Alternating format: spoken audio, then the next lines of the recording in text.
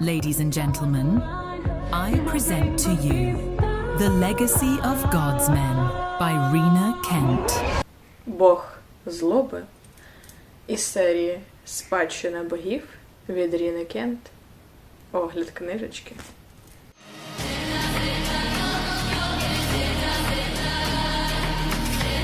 Коротко по сюжету. Зустрічаємо головну героїню на ім'я Глінтон біля скелі з думкою про суїцид, тому що вона звинувачує себе в смерті одного із своїх друзів, який скинувся з тої ж самої скелі. Але в останній момент вона передумує, але не встигає зробити крок назад і починає падати. Але якась рука якогось хлопця її хапає і затримує в падінні. І цей хлопець хоче її врятувати, але зі своїми збоченими умовами. Bottom line, are you in or are you out? What are you talking? In or out of what? No time for questions, just action. In or out. Okay, well then I'm out. I'm sorry, Jet. Actually, you're already in. Вона погодилася зробити все, що він хоче, лише щоб він її врятував, тому що вона розуміла, що якщо вона не погодиться, він не допоможе, він її може дійсно скинути. І після того, як він її піднімає, їй приходиться виконувати його умови. Це доволі сильно впливає на героїню, змушує її трошечки переосмислити багато всього в своїй голові. Але на цьому історія з цим хлопцем не закінчується, тому що вона привернула його увагу. І тепер Глінтон стала ціллю і метою Кіліана Карсона, відомого психопата серед їх школи. Тут є дві основні сюжетні лінії, які би я могла би виділити. Це самі стосунки Клінтона і Кіліана, і так само її бажання дізнатися, що дійсно сталося в ту ніч, коли її друг на ім'я Девлін вирішив покінчити життя самогубством. Тому в процесі вона дізнається, що за декілька днів до смерті він відвідував один із таємних клубів їхніх навчальних закладів. І один із учасників цього клубу, який проводив перевірки і посвяти, був Кіліан. І тому їй дуже кортить дізнатися, що дійсно сталося того разу. Йдемося по плюсам і мінусам книжки. З плюсів я можу виділити те, що тут відносно непогане оформлення, особливо на мою суб'єктивну думку. Тут є на початку ілюстрації головних героїв. Можливо, це допомагає деяким людям дійсно фантазувати і уявляти, як же дійсно виглядають головні герої. Я б не сказала, що в моїй голові моя уява малювала Кіліана саме таким, але це доволі цікаво розглядати і так далі. Другим плюсом у нас є ось така схема. Схема нам описує два коледжі, які знаходяться на спеціальному острові, де навчаються якраз наші головні герої. Нюанс лише в тому, що головна героїня, вона належить британському коледжу еліти, а головний герой – американському, типу королівському коледжу. І за думками студентів, елітні британські студенти, вони кращі за американські, бо в американському коледжу там можна зустріти не тільки американців, і вони зазвичай доволі психопатичні, неадекватні, агресивні. Тобто те, що британці не хочуть мати в своєму житті. І ось тут в цій схемі наводяться, які родини, яких героїв стосуються британського і американського коледжу. Це насправді дуже корисно, тому що в процесі почитання я зверталася до цієї схеми. Я не можу порахувати скільки разів, але дуже-дуже багато. Я вже забув, хто така Віка. Значить, стоп! Віка – це тьотя, від якої пішов Льоша. Іра – це тьотя, до якої пішов Льоша. Настя – це сестра Іри. Наступним плюсом даної книжки є те, що це рахується як дарк.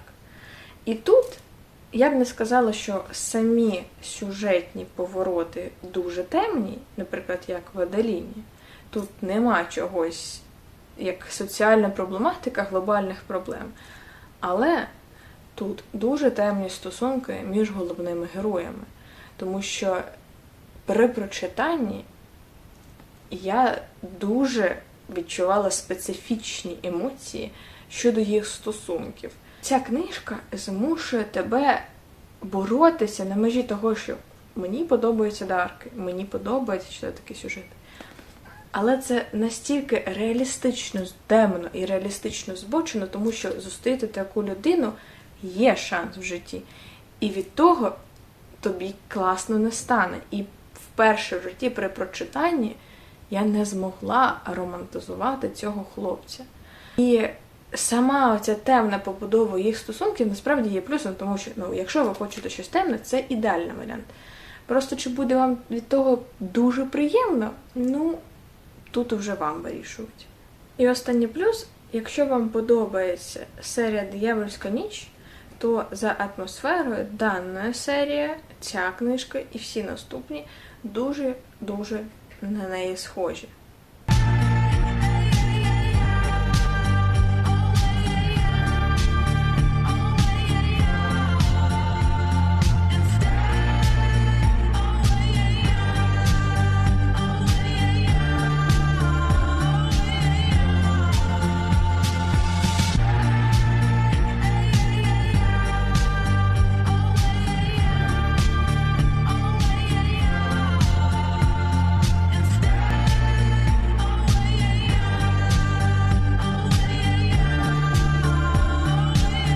З мінусів я би могла виділити те, що, незважаючи на те, що у нас є дві основні сюжетні лінії, тобто розвиток стосунків і розгадка, що ж сталося з Девліном, то тут остання лінія, вона губиться в цих стосунках. Тобто побудова книжки, вона цікава. Тут будеш читати на одному диханні, бо тобі все одно цікаво. І чим стосунки закінчаються, і що там з тим Девліном. Але в процесі ти забуваєш за того її друга, який суїциднувся, майже одразу, тому що тут дуже багато саме їх стосунків. І інші сюжетні лінії, і інші сюжетні повороти, вони прям дуже губляться. І вже наприкінці ти такий, точно, вона ж ще оця хуйня. Така, окей. І вона все одно там під самий кінець і дуже швидко розв'язується за парочку розділів, дуже легко пояснюючи всі проблематики і питання, які виникали в героїні на початку. Але це доволі неприємно відчувається. Тобто у нас є на початку зав'язочка, яка зав'язує обидві сюжетні лінії. Тобто ми зустрічаємо Кіліана на цій скелі і паралельно знаємо, що у неї є питання щодо Девліна, головної героїні. Потім ми забуваємо останнє, у нас іде розвиток чисто їх стосунків. Девлін там згадується дуже мінорно і не змушує нас задуматися, що там і як. Тільки те, що вона дізнається, що він ходив в клубешник їхній там таємний, і все. І потім вже під кінець авторка така, а ось вам і Девлін. І це трошечки неповноцінно для мене особисто відчувалося. Наступним мінусом даної книжки для мене буде головний герой.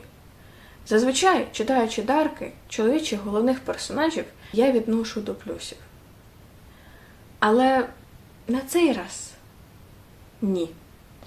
Я, правда, намагалася зробити його більш-менш приємним.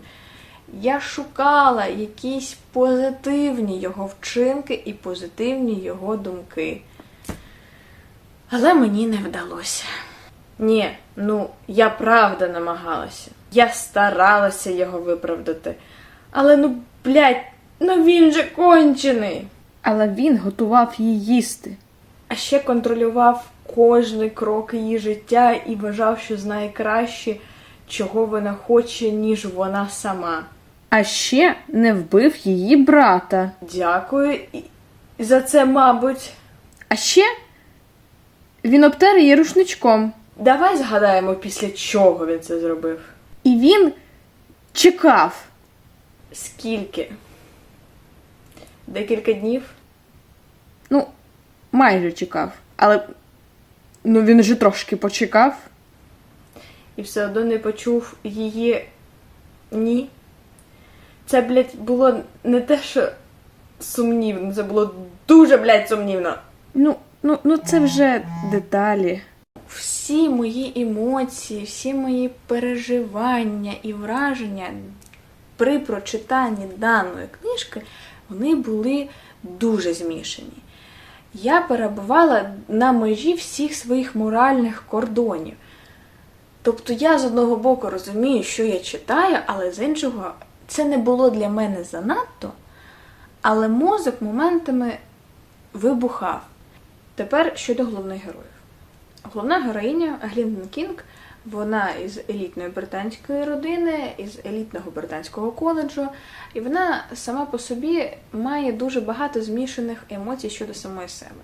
Вона одночасно має дуже низьку самооцінку і трошки суїцидальні думки, вона не любить критику, тому що вона завжди на фоні своїх успішних батьків і братів і так далі. Але паралельно в комунікаціях, вперше комунікація з Кіліаном, вона не хотіла давати йому знати, що їй страшно, що вона хоче плакати, щоб вона, не знаю, заплакала перед таким, як він. Через ось ці її дивні, парадоксальні думки у мене щодо неї було дуже змішане враження. Може, тому стосунки її з Кіліаном мені не дуже подобалися, тому що на прикладі Аделіни ми знаємо з самого початку, що головній героїні подобається страх, і він її збуджує. І вона це приймає в собі, за рахунок чого у нас будуються їх стосунки з головним героєм з Аделіни.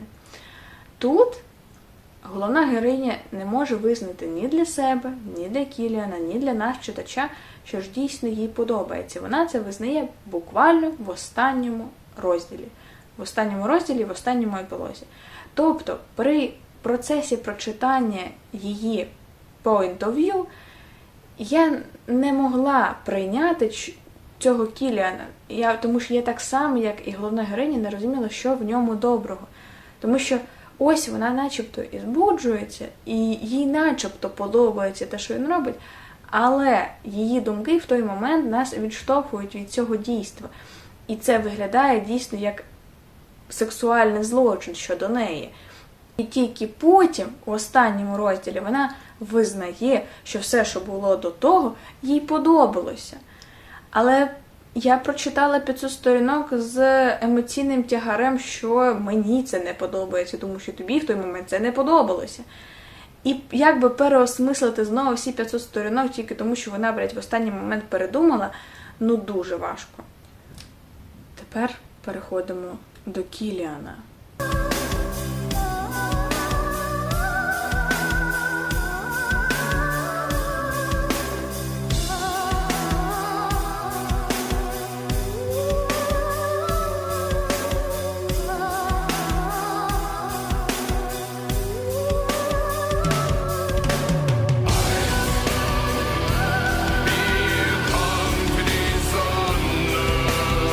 Кіліан – ідеальний приклад чоловіка в стандартному дарк-романсі. Навіть, я би сказала, той, якого неможливо романтизувати, який максимально реалістичний. Тобто, якщо колись хтось прочитає дарк-романс і зрозуміє, що він хоче якісь такі стосунки, як у Аделіни і Зейда, стосунки, як у Вінтер і Деймона, або у Олівії і Малакая, ми зрозуміємо, що за романтичними сторонами людина в реальному житті ніколи не зустрінеться. Вона може адаптувати свій психологічний стан до тих стосунків і переконати себе, що їй щось подобається. Але, на мою суб'єктивну думку, якщо колись хтось почне шукати стосунки, як в Дарках, вони отримують ось це. Він не давав їй нормально ні з ким спілкуватися. Він контролював її харчування. І як би це не виставлялося в книжці як щось дуже романтичне, типу, ой, він же для неї готував, він готував для неї правильний раціон, бо вона погано харчувалася. Ну і що вона погано харчувалася? Ми розуміємо, що головні герої, вони дорослі, відповідальні самі за себе. І якщо їй піздець би як хотілося їсти здорову їжу, вона би зібралась з силами і поїла її. Так, приємна турбота. Але зі сторони Кіліана це все виставлялося як насильство і примуса. Але мені при прочитанні було дуже некомфортно. І це все насправді просто мінімальна шкода порівняно з тим, що відбувалося у них в межах спальні. І незважаючи на те, що Кіліан має всі прекрасні ознаки чоловіка в Дарках, такі як зовнішність,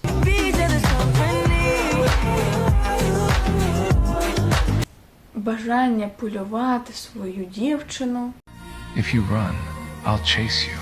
Killian's dark voice permeates the air with the thickness of smoke. And if I chase you, I'll catch you. His voice gets nearer. And if I catch you, I'll you, baby. і навіть мати милі прізвиська для неї. Run, little rabbit. І це ніколи не дасть мені в моєму суб'єктивному сприйнятті ставитися до нього як до чогось доброго. Я доволі гнучка в плані сприйняття редфлегів. Я люблю редфлегів. І блекфлегів я люблю. Мені подобається читати про йобнутих мужиків. Я виправдовую Зейда, я виправдовую Малака, і я виправдовую Деймона Торренса, бо я їх люблю. Всі ці троє персонажів мої улюблені, я їх обожнюю. Так, я би не хотіла перебувати в стосунках з жодним з них, але є риси, які показують їх як гарну людину. І романтизувати в рамках книжки я можу.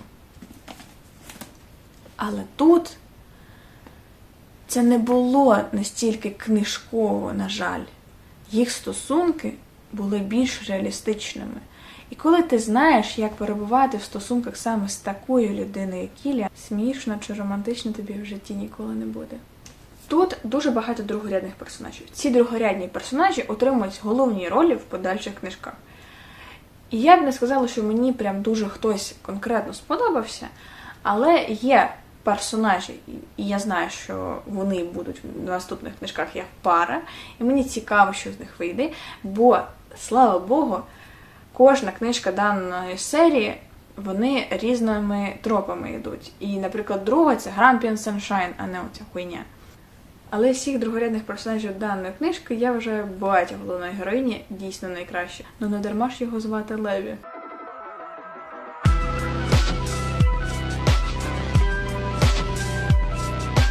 В цілому, книжки Ріни Кент побудовані так, що якщо ви зустрічаєте якогось персонажа і ви думаєте, що він другорядний, ви дуже глибоко помиляєтесь, тому що для нього 100% буде окрема книжка або окрема серія.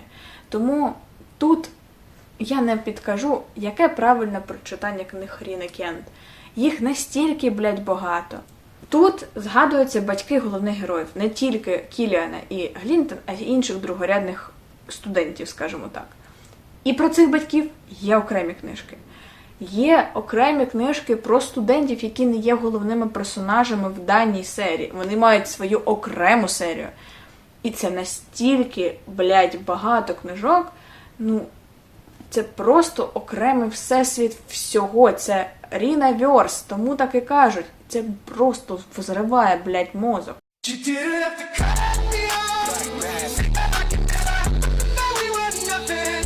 Щодо оцінки.